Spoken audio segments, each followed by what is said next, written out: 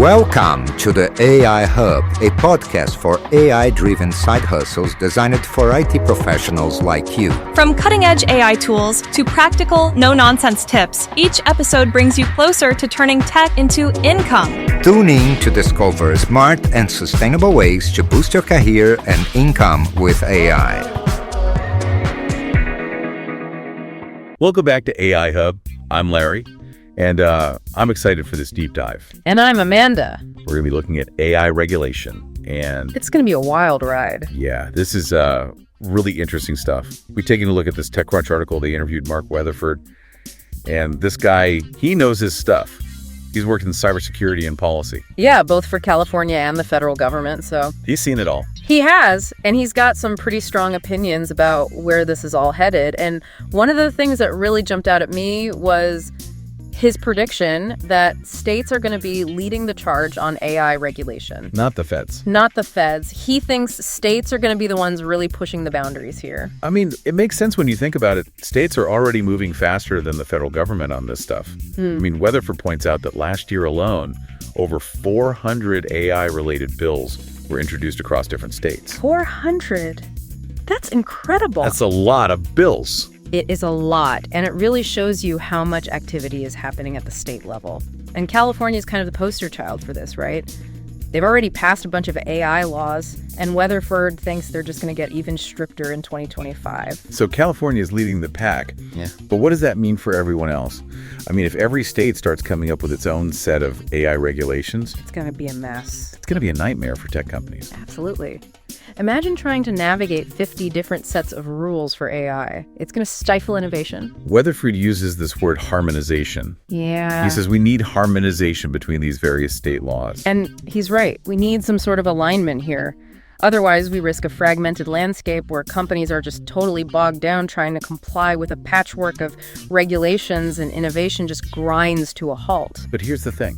Weatherford doesn't seem too optimistic about this harmonization actually happening. Yeah, I mean, why would states want to get on the same page? There's not a lot of incentive for them to cooperate on this. And what about the federal government? Are they going to step in and create some sort of national framework for AI regulation?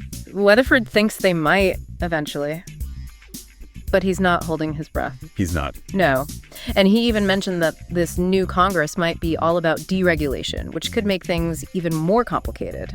So we've got this potential showdown brewing between states and the federal government on AI regulation. Yeah.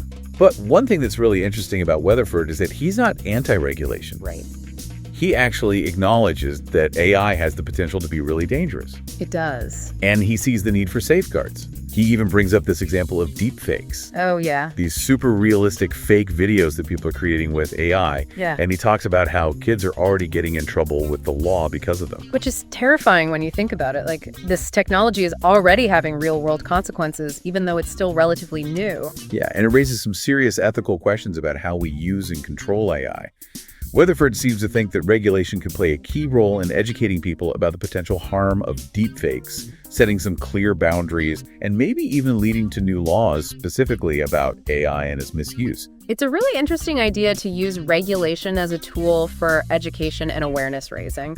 Because right now, I think there's a lot of confusion and misunderstanding about AI among the general public. Yeah, for sure. And on that note, let's take a quick look at the ethical challenges surrounding AI and how we can potentially address them.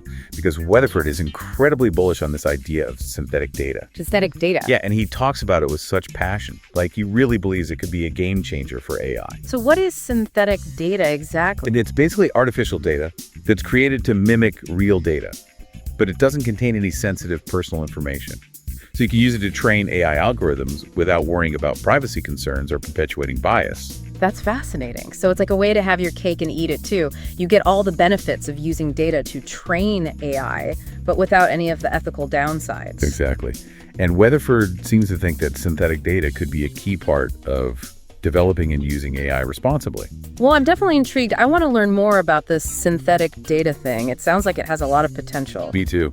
And that's actually a perfect segue into our next segment, where we'll be diving deeper into some of the specific challenges and opportunities presented by AI regulation. Let's do it. So we're diving back into this TechCrunch article with Mark Weatherford. And he makes this really interesting point about California's approach to AI regulation being like a testing ground for the rest of the country. Yeah, it's like what happens in California doesn't stay in California. Right, exactly. He even says something like, California pushes the envelope, and then often other states follow their lead. Like a trendsetter. Totally. And he predicts that California is going to enact even stricter regulations in 2025. So it really makes you wonder, are they going too far or are they just ahead of the curve? That's a good question. I mean, if other states do end up following California's lead, it could have a huge impact on the entire AI industry in the U.S. Definitely. And it brings us back to this idea of harmonization that we talked about earlier. This need for some consistency across different states when it comes to AI regulation. Yeah, because if every state has its own unique set of rules, it's going to be a nightmare for companies to navigate. Imagine you're a tech startup. You've got this amazing new AI product that you're ready to launch, but then you have to figure out how to comply with 50 different sets of regulations. Yeah. It would be incredibly challenging. Yeah, it would definitely stifle innovation. Absolutely. And I think that's one of Weatherford's biggest concerns. He acknowledges that a national framework for AI regulation would be ideal. Makes sense. But he's not convinced it's going to happen anytime soon. Especially with this new Congress that's potentially pushing for less regulation overall. Exactly. It creates so much uncertainty for businesses trying to operate in this space. It's a tough situation for sure. We're trying to find that balance between protecting people and fostering innovation. And this tension is already playing out in the real world, like with the whole deepfake phenomenon. Oh, yeah, deepfakes. It's crazy how realistic these fake videos are getting. And it's not just harmless fun anymore.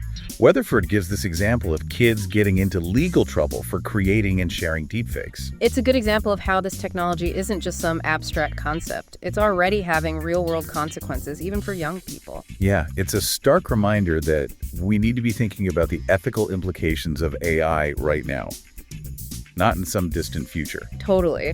And Weatherford seems to think that regulation could actually play a key role in educating people about the potential harm of deepfakes. So not just setting rules, but also raising awareness. Exactly, like using regulation as a tool to start a national conversation about AI and its potential downsides. That's interesting, because I think a lot of people still view AI as something out of science fiction.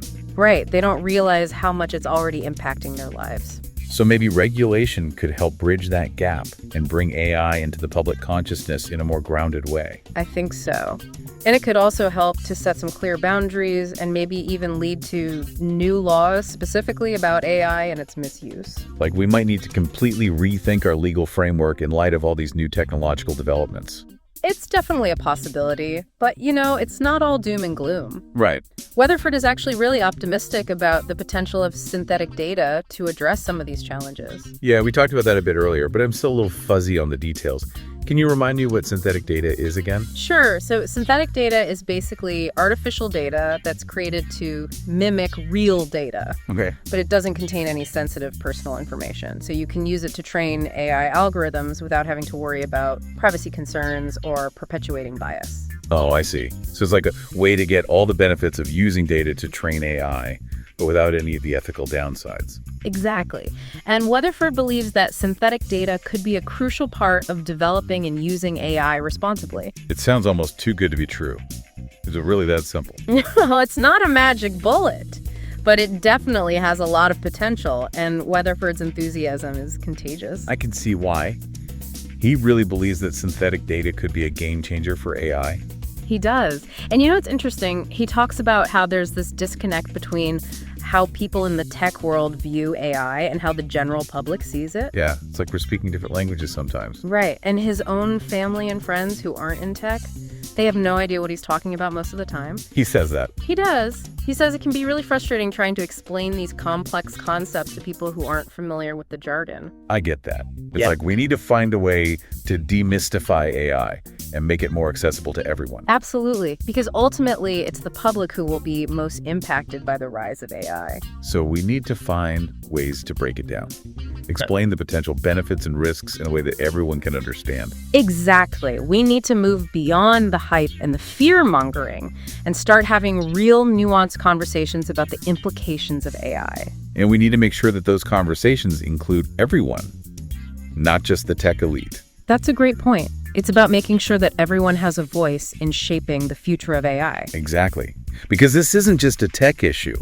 It's a societal issue that will impact all of us.